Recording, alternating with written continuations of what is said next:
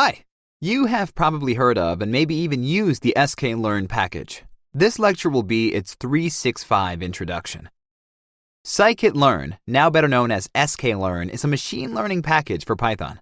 Its name arguably comes from SciPy toolkit, meaning an addition on top of the popular package SciPy.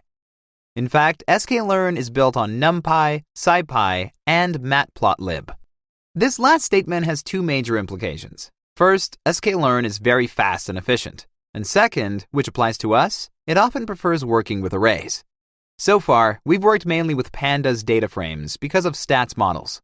Now, however, even if we pre-process data in Pandas, we may need to transform it into an ND array before feeding it to the algorithm. Don't worry, we will definitely explore how to do that at length.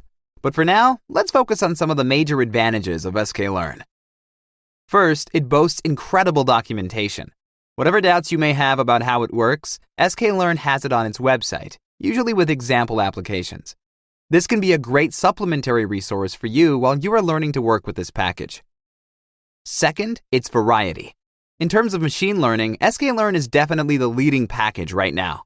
Regression, classification, clustering, support vector machines, dimensionality reduction, everything is there.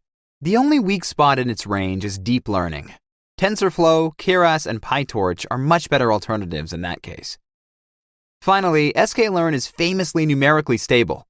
That's something which is hard to explain if you've never seen an error caused by numerical instability. The basic idea is that training an algorithm is about performing complicated mathematical operations in the background. When the numbers you are dealing with are too small or too big, your code may break.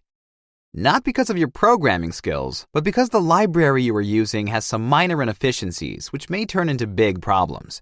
Sklearn rarely has those, and the community actively contributes to the package whenever an issue arises. I believe that's enough praise. Soon, you will see for yourself. In the next lecture, we will explore our game plan. Thanks for watching.